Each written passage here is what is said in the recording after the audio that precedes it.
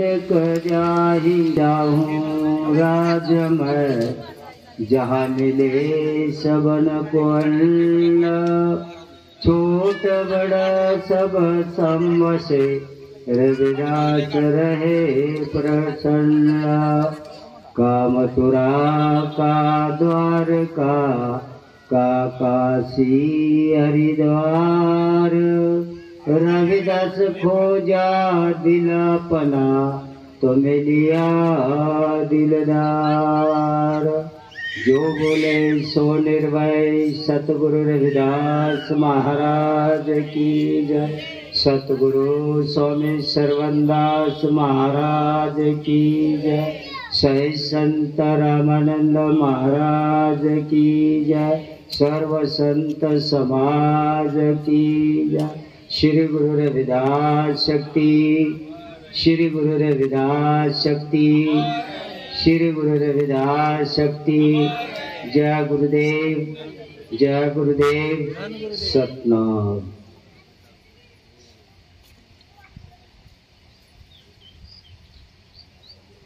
पहिलं मला मराठीत बोलणं कठीण आहे, पण मी कोशिश करतो.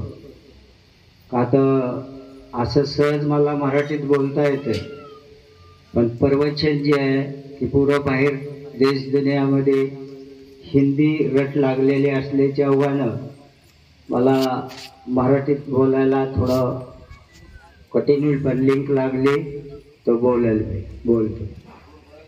खूपच छान. आज सद्गुरु रविदास महाराज आपलं कुळ, आपले कुलदैवत गुरु महाराज पुरे विश्वात जगात त्यांचे 647 वर्षे जन्म झाले आहे. जगाच्या पाठीवर धरतीवर बऱ्याच ठिकाणी सद्गुरु रविदासांचे लातूर जिल्हा, रेणापूर तालुका ह्या ठिकाणी सद्गुरु रविदास महाराजांचे अनुयायी सातपोते परिवार आणि त्यांना सपोर्ट देणारे आपल्या कुळातले सगळे वंशज यांनी सगळ्यांनी मिळून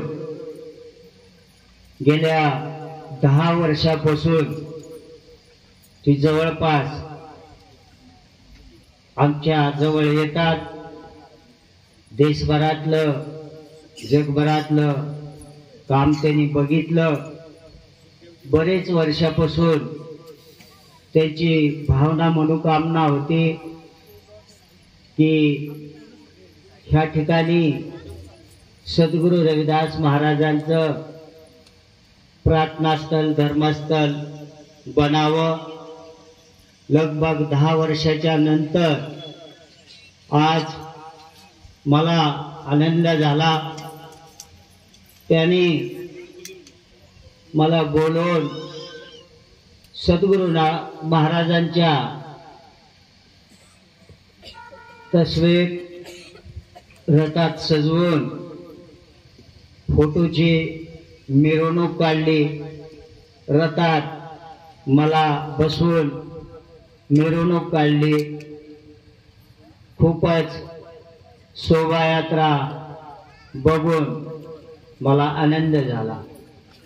आज स्टेजवर सगळे समाजाचे हितचिंतक, अन्य संघटन चालवणार, समाजासाठी समय वेळ काळ धन देणारे लोक बसलेले आहेत.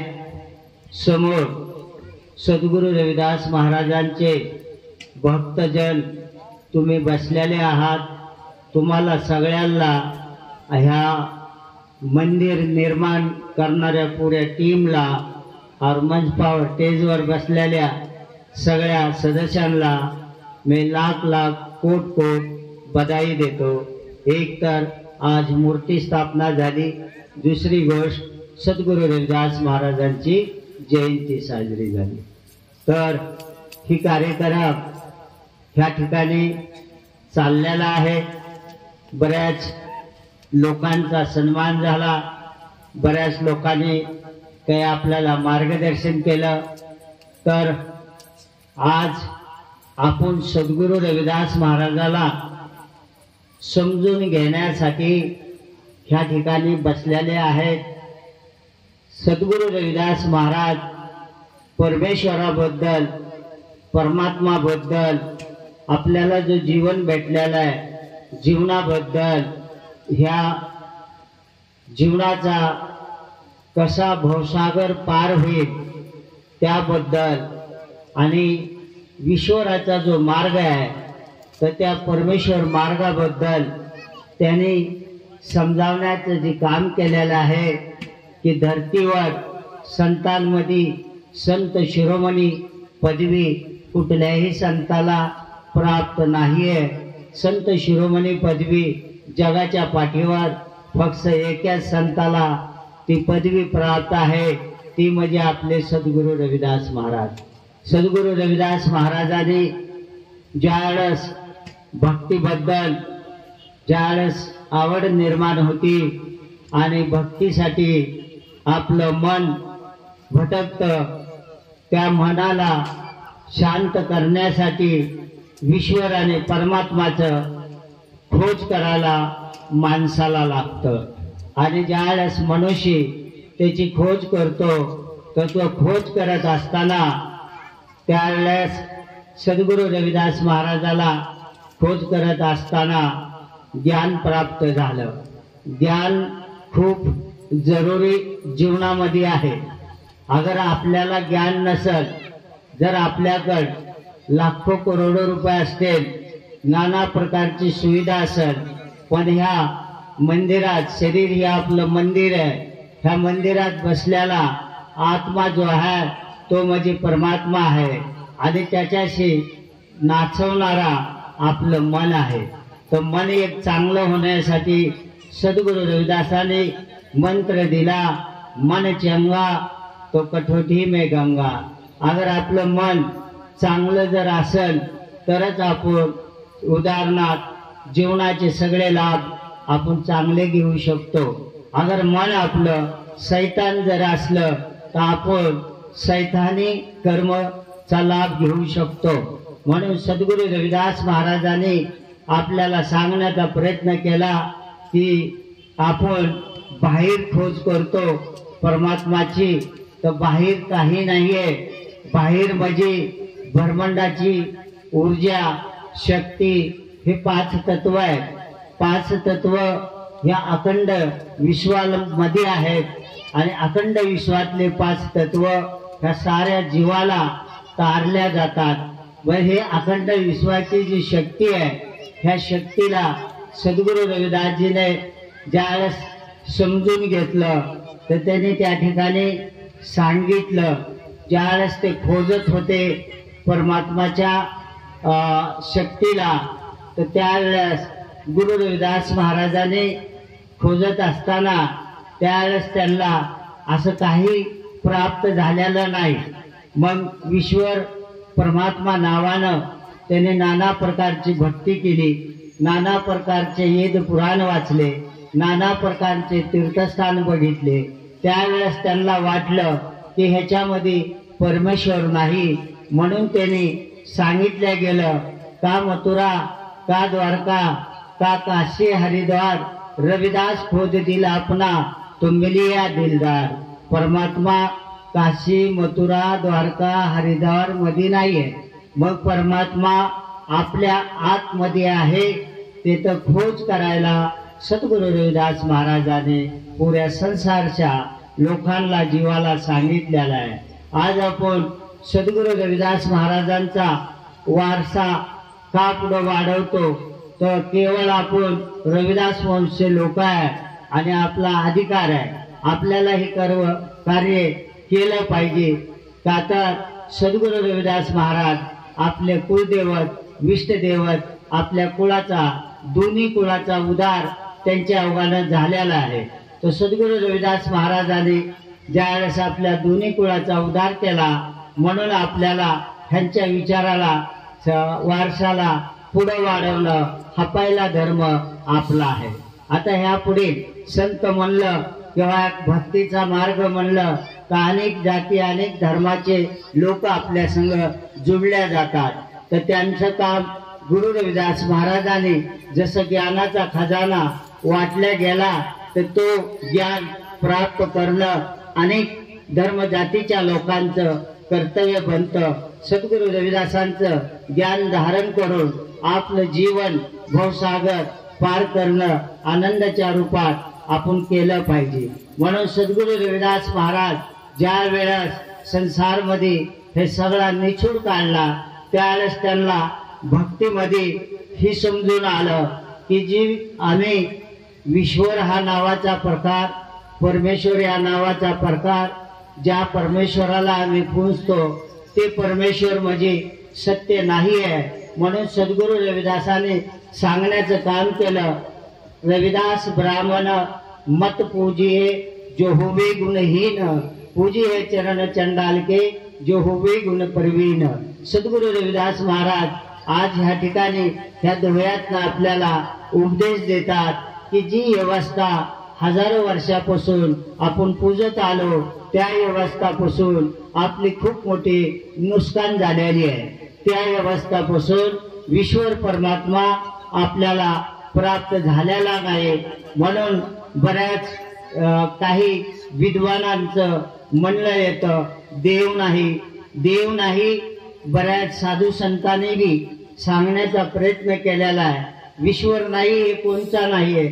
ईश्वर म्हणजे जी माणसानं निर्माण केलेला देव नाहीये, पण जो ब्रह्मांडाची ऊर्जा, पुऱ्या विश्वाची शक्ती, साऱ्या जीवाला जी तारती तर ती म्हणजे शक्ती परमेश्वर आहे असं आपल्या सद्गुरू रविदासांनी सांगितलं. म्हणून त्याने 68 चारी खानी यही वरतन है सगळं संसारी. ते सांगतात 10 आणि 8 18 पुराण 68 तीर्थ. आजपर्यंत ज्या लोकांनी जी सिस्टीम परंपरा चालवण्याचं काम केलं ती म्हणजे देव दावण्याचा प्रकार. 8 आणि 10 18 पुराण आणि 68 तीर्थ ह्या ठिकाणीच परमेश्वर आहे असं समाजाला समजावण्यात येतं. पण सद्गुरू रविदास सांगतात ह्या ठिकाणी परमात्मा नाही आहे. परमात्मा जो आहे तो समजून घ्यायचं आपण काम केलं पाहिजे. परमात्मा म्हणजे जर फक्त त्याला तुम्ही पारखण्याचं काम केलं, समजून घ्यायचं काम केलं, जीवनामध्ये त्याचा आनंद प्राप्त करण्याची कोशिश केली तेव्हाच तो परमात्माचा मार्ग तुम्हाला समजतो. असा वरून आपण सांगितलेला मार्ग किती जरी आपण केला, नाना वेद पुराण वाचले, या नाना प्रकारचे होम केले, कितीतरी पंडित ब्राह्मण बसून पूजापाठ केली, म्हणून काय आपला उद्धार होतो का? उद्धार होऊ शकत नाही. त्या पूजापाठनं आपला उद्धार नाही होत. म्हणून सद्गुरू रविदासाने त्या ईश्वर शक्तीला पूजायला आपल्याला सांगितलंय. आता तो आपल्याला समजून घ्यायचा आहे. ईश्वर शक्ती म्हणजे गुरु रविदासाच्या नजरेमध्ये जसं आता हे मंदिर आपण बनवलं, ह्या ठिकाणी गुरु रविदासांची मूर्ती बसवली, ह्या ठिकाणी आपण रोज येणार, पूजापाठ करणार, प्रार्थना करणार. म्हणून आपण त्या परमेश्वराची पूजा करतोय का? तर हे सत्य नाहीये.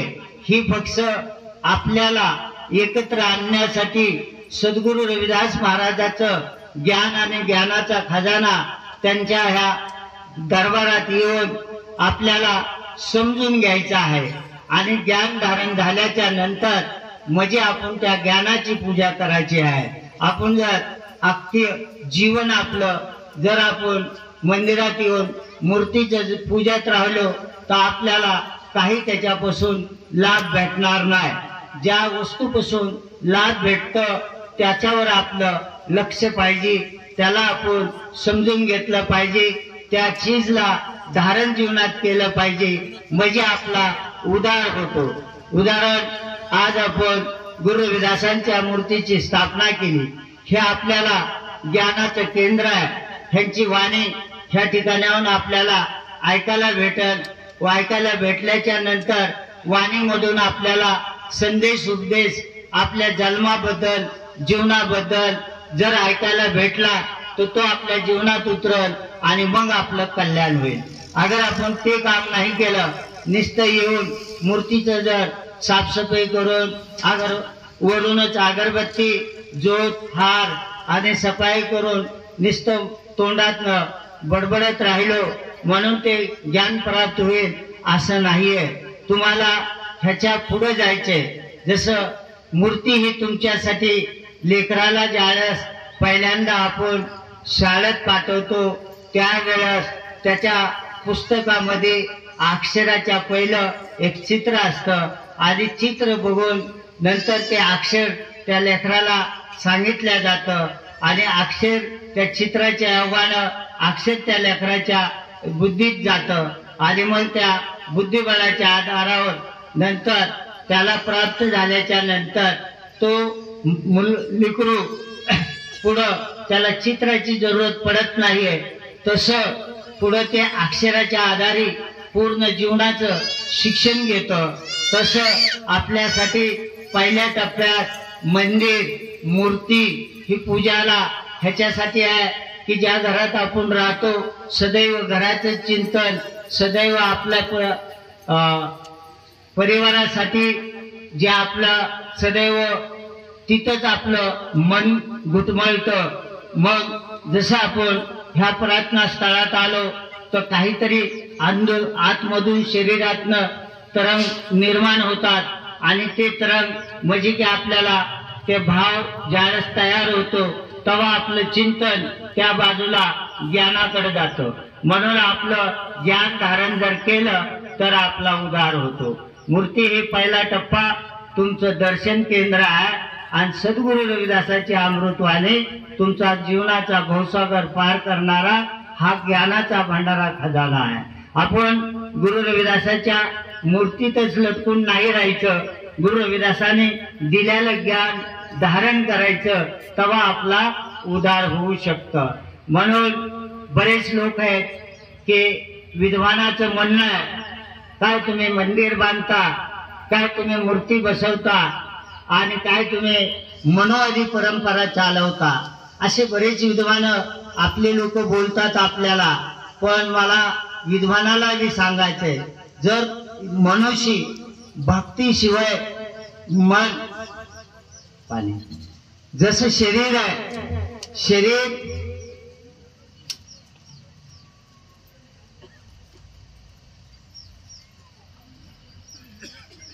आपलं शरीर घाण झालं आपण साबण लावू शकतो, आपला चमडा साफ करू शकतो, वरचा कपडा आपण घाण झालेला स्वच्छ करू शकतो. पण ह्या मंदिरामधला आत्मा जो है, जो मन है, ही पवित्र आपण कसं करू शकतो. तर ही पवित्र मन लास्टला एक परमात्मा शक्तीची खोज करून सतमार्गावर ईश्वराला प्राप्त करून त्या प्रार्थनानं आपलं मन पवित्र होतं. म्हणून आपल्याला प्रार्थना स्थळाची भी जरूरत आहे. अगर आज आपण 25 करोड लोक आहेत, अनेक जातीमध्ये आहेत, उपजाती आपल्या भरपूर काय झालेल्या आहेत. 1108 जाती चांबाराच्या ह्या देशामध्ये आहेत. 25 करोड आपले लोक आहेत. 25 करोड आपण धर्मानं एक नाहीये. 25 करोड आस्थानं वाटल्या गेलो. आस्थानं वाटल्या कसं गेलो, कोण चांबार शिखांमध्ये आहे, शिखासारखा राहतो. कोण चांबार बुद्धांमध्ये आहे, बुद्धासारखा राहतो.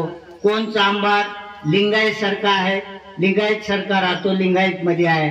कोण चांबार हिंदू मध्ये आहे, हिंदू सरकार आतो म्हणून आपण आस्थाने एक लोक नाहीये म्हणून धर्म व्यवस्था आपल्याला समजून घ्यायला पाहिजे।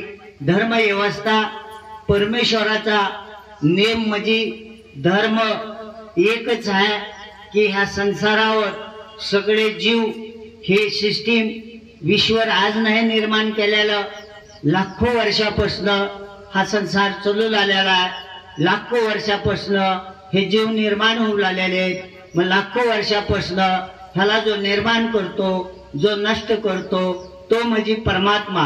परमात्माचं रूप हवा है, धरती है, चांद सूरज है, जसं पाणी है। तर ही जर नसल तर हा कुठलाही जीव ह्या ब्रह्मांडामध्ये धरतीवर नसल।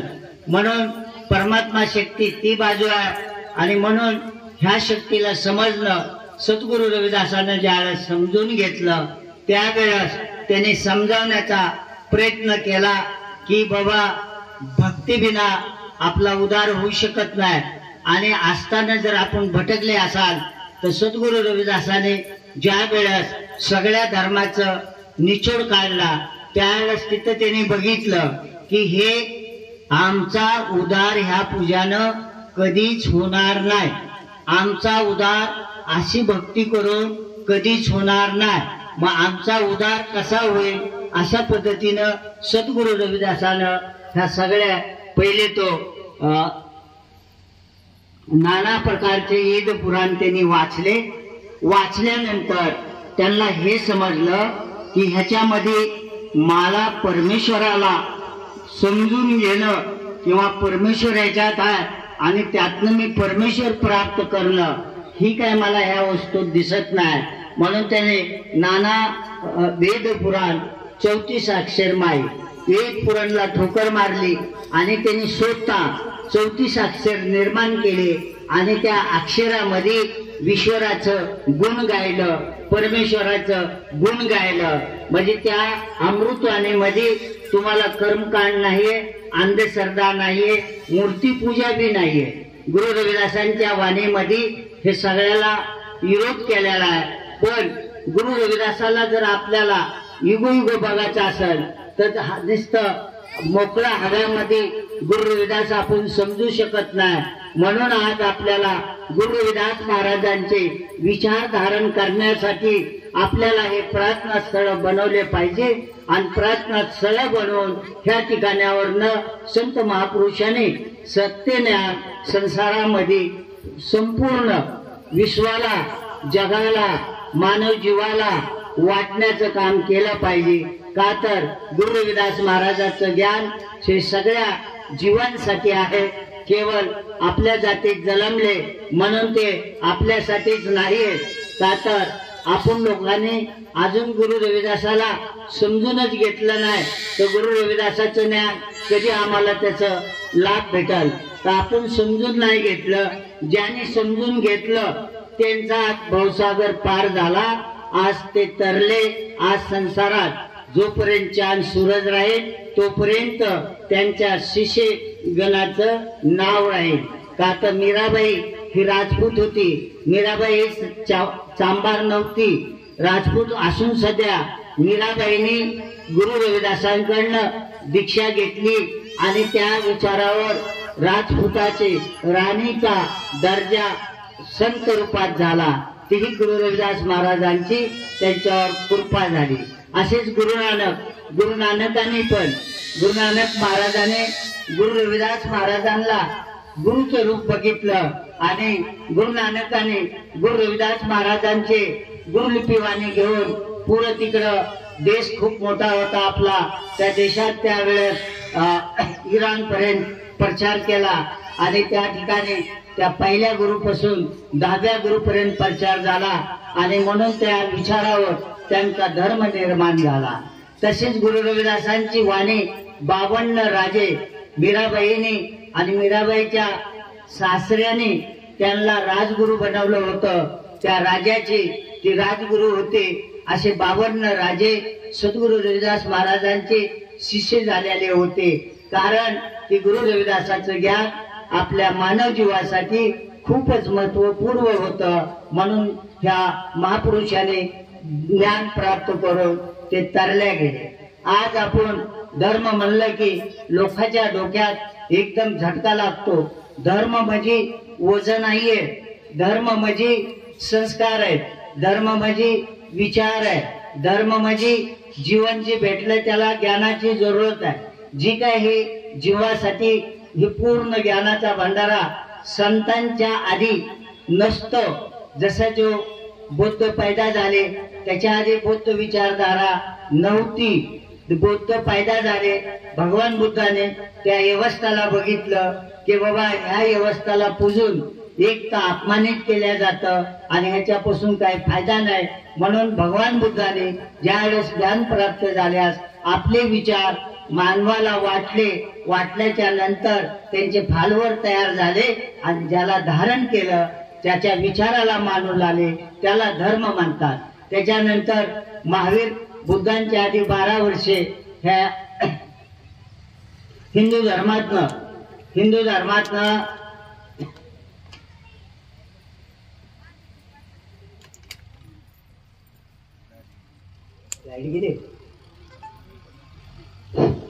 धर्मामधून सगळ्यात पहिले महावीर निघाले.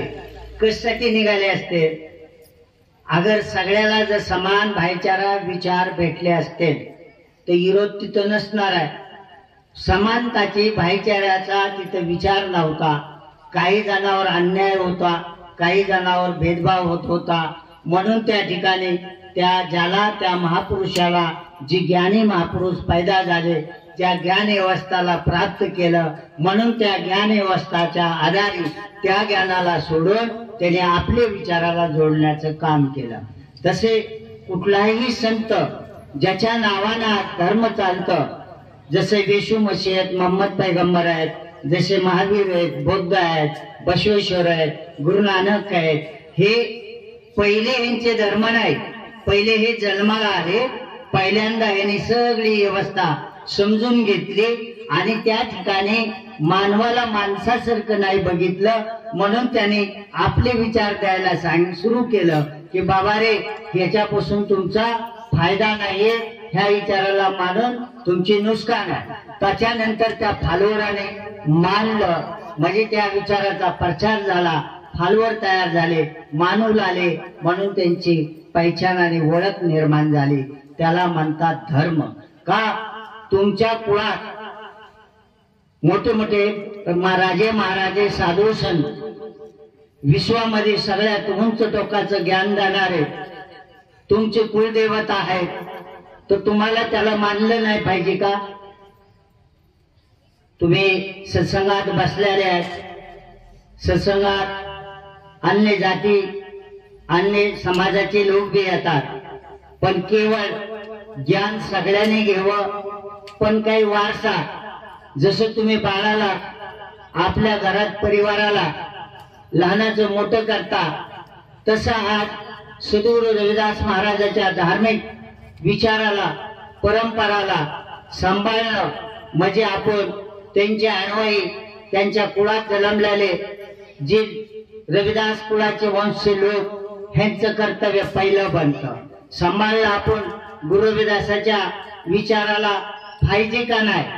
मी तुमच्या तोंडातनं आवाज ऐकावा असं मला वाटतं. मला बोलायला अडकतोय कधी कधी, पण काय हरकत नाही. तुम्ही समजत असाल, थोडं जमलेलं आहे. तर आपलं कर्तव्य सद्गुरू रविदासाला मानणं आहे का नाही हे तुमच्याकडनं तोंडातनं मोठ्यानं सांगा, सगळ्यांनी सांगा. जे रविदासाचे वंशज तुम्ही आहेत त्यांच्यासाठी हे बंधन पहिलं आहे, आणि जे इतर समाजाचे लोक आहेत त्यांना हे ज्ञान धारण करणं त्यांच्यासाठी काम आहे. माझं काम कुणाच्या धर्माला छेडणं नाही, कुणाच्या जातीला छेडणं नाही. आपला वारसा बरोबर आपण सांभाळला पाहिजे. आपल्या आईबापाची प्रॉपर्टी कुणी सांभाळायची? आपल्या आईबापाची प्रॉपर्टी कुणी सांभाळायची? अरे तुम्हाला परमेश्वरानं तोंड दिलंय, जरा तोंडानं मोठ्यानं जर बोलला तर मला बी आनंद वाटेल. आपल्या आई बापाची प्रॉपर्टी कुणी सांभाळायची? आपण सांभाळायची. अजून बी आबाया बोला ना, अरे मुख्य आहो का बाबा हो? आई बापाची प्रॉपर्टी कोण सांभाळत? मुलं. बरोबर आहे. मग धार्मिक जर कुळाचा वारसा असत तर ती कोणी सांभाळायचा? आपण. आपल्या कुळाच्या वंशातल्या लोकांनी ना, गुरु रविदास का माझ्या एकट्याच्या बापाची प्रॉपर्टी आहे का? हा? गुरु रविदास पहिली गोष्ट अखंड विश्वाच्या जीवाचा उद्धार करणारी त्यांची वाणी आहे. सगळ्यांनी त्यांना मानावं, पण वारसा पद्धतीनं आपण गुरु रविदासाचे अनुयायी आहे. जसं मुसलमान भाई असतात, बौद्ध आहे, ख्रिश्चन आहे, जर तुम्ही त्यांच्या घरात गेले तर तुम्हाला तिथं काय दिसत? प्रार्थना स्थळामध्ये जर गेले तर काय दिसत? त्यांच्या धर्म पद्धतीने दिसल ना. प्रत्येकाच्या धर्म पद्धतीनेच प्रार्थना स्थळात असेल ना, है ना. मग आपण रविदासांचे वंशज आहे. आपल्या रविदास लोकांच्या घरामध्ये गेल्यात प्रार्थना स्थळ असतं, तिथं काय दिसलं पाहिजे? गुरु रविदास आणि त्यांची अमृतवाणी. आपली ज्योत कुठं जळली पाहिजे? गुरु रविदासांच्या चरणी. आपली अगरबत्ती, आपला हात, हे सगळं त्यांच्या चरणी अर्पण करून त्या अमृतवाणीला वाचून आपण त्याला रोज समजून ते ज्ञान आपल्या आतमध्ये धारण केलं पाहिजे. हे करणं म्हणजे रविदासा धर्म. काय आपण नुसतं गुरु रविदासाला वरूनच बघायचंय का? फोटोलाच बघून दर्शन करायचे का मूर्तीलाच बघून दर्शन करायचे? सद्गुरु रविदासाने कुठलासा ज्ञानाचा खजाना आपल्यासाठी वाटला, प्राप्त करून ते जीवनात धारण करायचं, तर आपला उद्धार होईल. ही सद्गुरु रविदास महाराजांचं सांगणं आहे. सद्गुरु रविदासाने मंदिर मध्ये राहून नाही सांगितलं, मस्जिद मध्ये आल्ला नाही सांगितलं. ती कधी भेटलेही नाही, कधी त्यांचे झगडे भांडणही झाले नाही. मग परमेश्वर कुठे आहे? जर आपण मंदिर मध्येच खोजतो, प्रार्थना स्थळामध्येच खोजतो, तीर्थस्थानामध्येच खोजतो, तो परमेश्वर कुठे आहे? सद्गुरु रविदासाने बी एकूण होऊन भक्ती केली, परमेश्वराला आवाहन केलं, पुकारलं. कुठल्या परमेश्वराला पुकारलं? जर ते सांगतात माझा राम दशरथाचा पुत्र नाहीये, 4 रामाचा संसारमध्ये हे सगळे सिस्टीम आहे. एक राम नामीकरण. प्रत्येक माणसाला जन्म घेतल्याच्या नंतर त्याचं नामीकरण करावं लागतं आणि त्या शरीराची ओळख त्या नावानं होती. कुठल्याही कुणी तुम्ही बसलेला असाल, तुम्ही सगळ्या इकडे लेडीज दिसतात, तिकडे जेंट्स दिसतात, पण प्रत्येकाला नाव आहे आणि त्या नाव आधारी सगळं काय तुमचं धन दौलत प्रॉपर्टी त्याच्या नावानं ठुल्या गेलेली आहे. तसं परमेश्वराला पुकारायचं असं तर पहिल्यांदा नामीकरणकडे सगळे लोक गेले. म्हणून सद्गुरु रविदासाने सांगितलं माझा राम दशरथचा पुत्र नाहीये. एक राम नामीकरण, तो दशरथचा पुत्र. दुसरा राम सारे विश्वाचा चालवणाऱ्या सिस्टीमची ही पसारा. तिसरा राम घटघट मध्ये निवास करणारा, आणि हे तुम्हाला सगळं दिसते. पण चौथा राम निर्गुण निराकार आहे. चौथा राम तुम्ही कसा प्राप्त करू शकता? चौथा राम जर प्राप्त करायचा असेल, पहिला टप्पा गुरुचं ज्ञान, दुसरा टप्पा तुमचं ज्या जगामध्ये ज्याने तुमच्यावर उपकार केले, विश्वरूपी कुळात जन्म ईश्वराचं रूप झाले, ते म्हणजे सद्गुरु रविदास. तर सद्गुरु रविदासाला पहिला नमस्कार, दुसरा नमस्कार गुरु रूपला. तर हे आपल्याला स्वीकारलं पाहिजे. तर सद्गुरु रविदास महाराजांनी ह्या परमात्मा सिस्टीमला ज्या वेळेस समजावण्याचा प्रयत्न केला तर त्यांनी पुराण वाचले, नाना प्रकारचे ग्रंथ वाचले, तर त्यावेळेस त्यांनी सांगितलं मी सगळं वाचलं पण मला परमात्मा ह्याच्यात कुठं भेटला नाही. मला ह्याच्यामध्ये हे सापडलं की त्यांच्या घरचे काहीतरी सिस्टीम बांधलं. जर महाभारत कशासाठी घडले खोज केली तर त्याचा मर्म सापडेल. तुम्ही जर रामायण कशासाठी घडलं जर खोज केली तर त्याचा मर्म सापडेल. तर ती विश्वराचं असं काही त्याच्यामध्ये गुरु रविदास महाराजाला सापडलं नाही. म्हणून सद्गुरु रविदासाने ह्या सगळ्याला ठोकर मारल्या, आपल्याला अमृतवाणी दिली. 34 अक्षर, जसं इंग्लिश 12 खडी आहे, जसं हिंदी मराठीत बी 12 खडी आहे काय, तसं गुरु रविदासांनी स्वतः 34 अक्षर निर्माण केले आणि त्याच्यात फक्त परमात्मावर जोडणारा मार्ग दावलाय. वाणी जर तुम्ही वाचली पहिलं नाव येतं. आता भक्ताला जशी आई लेकराला जन्म देती, नामीकरण जोपर्यंत लेकरू नसतं तोपर्यंत कुठल्याही नावानं त्याच्याशी आई खेळती, त्याला पुकारती. पण ज्यावेळेस त्याचं नामकरण झालं की मग त्यावेळेस त्या नावानंच सगळेजण त्याला ओळखतात, पुकारतात. तसं भक्त कुठल्या का जातीचे असना, कुठल्या का देशचे असना, भाषा आलं काय, स्टेट आलं काय, वेळ काळ आलं काय, परिवर्तन सदैव समय समानं होत आहे. त्याच्या अवघानं की त्या वेळ काळानं संत महापुरुषांनी विश्वरावर प्रेम केलं आणि आपल्या प्रेमातनं ही नावं दिली. जेवढे देवाचे नाव आहे तसं जर बघितलं, धरतीचं नाव धरतीचं आहे, पाण्याचं नाव पाणीचं आहे, हवेचं नाव हवाचं आहे, जसं सूर्याचं नाव सूर्याचं आहे, चंद्राचं नाव चंद्राचं आहे. पण ह्याच्यातच ती तत्व आहे. तरी पण त्या बाजूला नाव पुकारताना आपल्याला समजावं म्हणून ह्या संत महापुरुषांनी कुणी पांडुरंग म्हणलं, कुणी राम म्हणलं, कुणी हरी म्हणलं, कुणी भुसया म्हणलं, नाना प्रकारची भक्तीतनं त्यांचे नाव पुकारले. भक्ती मनातनं तणाळ ह्या शरीराला तापून ते ज्यावेळेस पुकारण्याची आस मध्ये झाली तेव्हा ते देवाचं नाव घेतलं. म्हणून संतांची जात सगळ्यांची एकच आहे. आपल्या जाती अलग अलग असतात का, तर संतांनी आपलं हृदय परमेश्वरावर प्रेम करून ते पवित्र केलेलं आहे. म्हणून पवित्र विचाराचे संत सगळे एकाच जातीचे.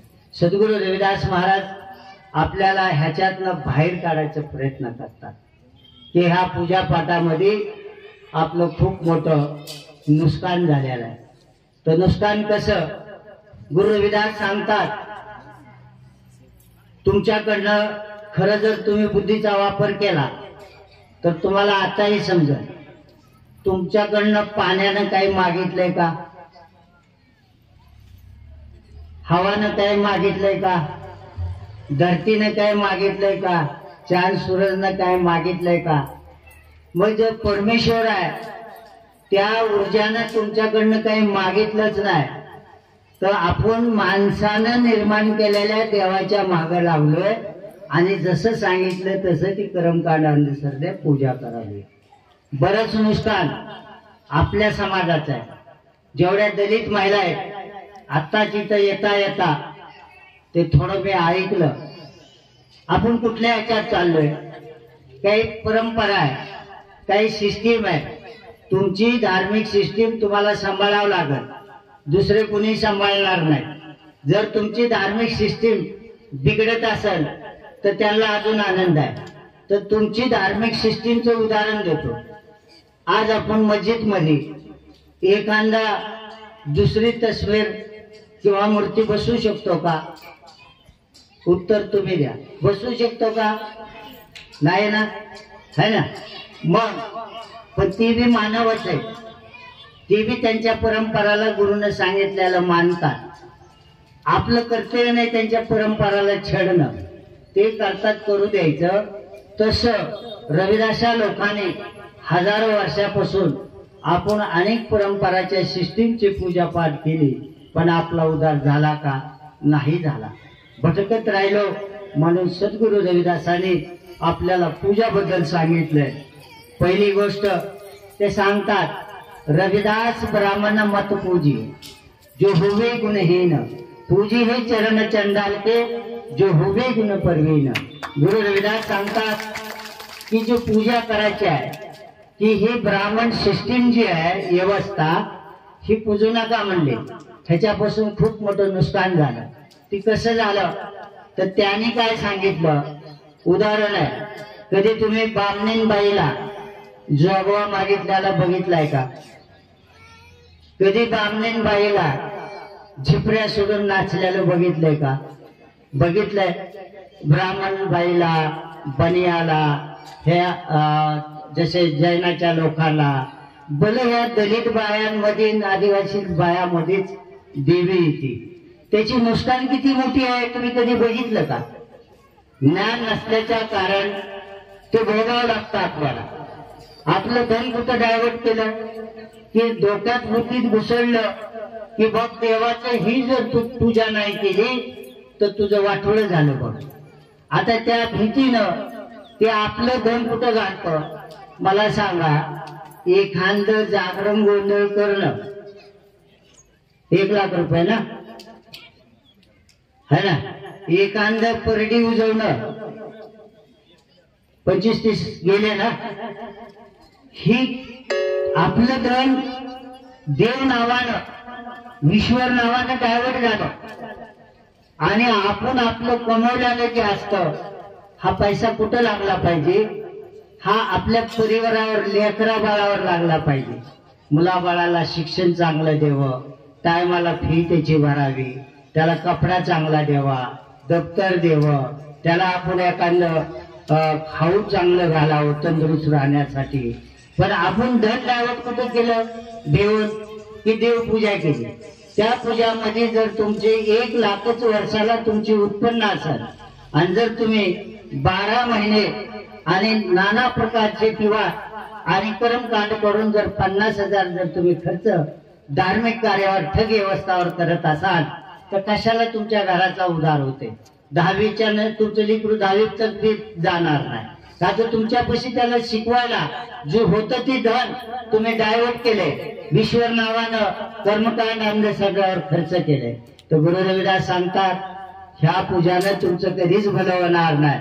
म्हणून त्यांनी सांगितलं, रविदास ब्राह्मण मत पूजिये जो हुवे गुणहीन, पूजिये चरण चंडाल के जो हुवे गुण परवीन. गुरु रविदास काय सांगतात, चंडाळ आणि त्याच्यातले गुण, चंडाळ आणि गुण ह्याची पूजा करा. ब्राह्मणलाच पूजलं. आज बी आमच्या बऱ्याच लोकांच्या मनात आहे की काही आमच्या घरात कुठलीही पूजा असते, घर पूजा असेल, वास्तू, मुलांचे लग्न असते किंवा आपल्या लेकराचा जन्म असेल, या अंतिम संस्कार असेल, या कुठली खुशीची पूजा असेल, सुख शांतीसाठी, तर ब्राह्मणाला बोलून केली म्हणजे महान आम्हाला वाटतं. पण इथं तर गुरु रविदास सांगतात की त्याला बोलू नका आणि त्याच्याकडनं पूजा करू नका. म्हणजे ह्याचा अर्थ काय, तुम्हाला पूजापासून गुरु रविदासांना तोडलंय का? नाही तोडलं. मग गुरु रविदासाची कशी पूजा आहे? सद्गुरु रविदास सांगतात, 10 अडसत चारे खाणी. सगळे सांगतात बघा हे खूप छान आहे. सगळे काय सांगतात, हजारो वर्षापासून फक्त माणसानंच निर्माण केले म्हणून सांगतात. आता इथं गुरु रविदास सांगतात, ब्रह्म विष्णू महेश जलम घेऊन आले, पण शिवशक्ती, शिव म्हणजे शंकर नाही, शिव म्हणजे अखंड विश्वव्यापी शक्ती, ही प्राप्त नाही करू शकले, व्यर्थ जन्म गमून गेले. म्हणजे गुरु रविदास आणि हे आपल्याला सांगतात की हे धरती, हे सगळं निर्माण ब्रह्म विष्णू पासून झालं म्हणतात. आणि गुरु रविदास सांगतात की त्याने व्यर्थ जन्म गवला म्हणतात. दुसरीकडे मुसलमान भाई म्हणतात ये मेरे अल्लाह ने निर्माण किया. तिकडे ख्रिश्चन भाई म्हणतात ये मेरे गॉड ने निर्माण किया. तिकडे शीख भाई म्हणतात ये मेरे वाहिगुरु ने निर्माण किया. रे बाबा, या संसाराला निर्माण करणारा राहिला बाजूला आणि ज्यानं निर्माण नाही केलं त्यालाच पुढे आणून पूजायला लावलं. म्हणून गुरु रविदासाने ओरिजिनल शक्तीला पूजायला सांगितलं. आता त्यांची पूजा बघा. ज्यावेळेस राजे महाराजे साधू संत ब्राह्मण सगळे त्यांच्या चरणी लागले, तेव्हा मंदिर ज्यांच्याकडे अधिकार होते त्या ठिकाणी लोक जायना झाले, आणि लोक जायना नाही झाले म्हणून त्यांना अवघड झालं. अरे हे असं कसं? मंदिराची व्यवस्था आमच्याकडे, मूर्तीची पूजा करणारा अधिकार आमच्याकडे, हे सगळे अधिकार आमच्याकडे असून सध्या आज ह्या रविदासाकडे काय असं आहे की सगळे लोक त्याच्या चरणी साष्टांग दंडवत घालाले, राजे महाराजे साधू संत. तर त्या गुरु महाराजाला तिथल्या पंडित लोकांनी विचारलं कि बाबा रविदास जी, आप ये कैसी पूजा करते हैं, कौन सा आपके पास ऐसी शक्ति है कि आज सब कुछ राजे महाराजे साधु संत सब आपके चरणों में लगे हैं, तो कोई आप जादू टोना तो नहीं करते हैं, आपके पास कोई ऐसे चमत्कार तो नहीं? गुरु रविदासजीने सांगितलं की माझ्यापाशी जी आहे ती मी सांगतो ऐका, समजून घ्या. आपली पूजा, आपल्या पूजाला फूल पण चालत नाही, तिळा पण चालत नाही, माळ पण चालत नाही. गुरु रविदासाने ह्याचं कसं सांगितलं? हात जपमाला माते तिला जग ठगने को स्वांग बनाया. मला आपल्या टिळा लावत नाही, चंदनाचा टिळा तुम्ही लावू शकता का, तर त्याचं माहिती कारण आहे. मग गुरु रविदास महाराजाने त्या पंडिताला ब्राह्मणला सांगितलं की बाबा हो, जी तुम्ही पूजा करता, पहिल्यांदा जाता गंगेतनं लोटा भरून आणता आणि त्या पिंडावर टाकता, तर माझ्या नजरेमध्ये गंगाजल पवित्र नाहीये. माझ्या नजरेमध्ये गंगाजल उष्ट झालेलं आहे आणि ते ना पवित्र आहे, पवित्र नाहीये. मग ते कसं पवित्र नाहीये? तर गुरु महाराजांनी सांगितलं त्या गंगाजल मध्ये मछली, बेंडूक आणि जलपराणी, पण त्यांनी मछलीचं उदाहरण दिलं. ती मछलीनं तिथंच क्रिया केली आहे, तिथंच निर्माण झाल्या, तिथंच नष्ट केलं. त्याच्या आव्हानं गंगाजल त्या जीवपराणी जेवढे जलपराणी आहेत त्याच्या आव्हानं पवित्र नाहीये. मग फुलाला गुरु रविदास सांगतात, जिथं फुल फुललं तिथं मधमाशीनं भावऱ्यांना बसून त्याला रस चोचल्या गेला. गुरु रविदास सांगतात की फूल पण माझ्या नजरेत पवित्र नाही, की मी परमेश्वरावर चढवण्यासाठी. पुढे सांगतात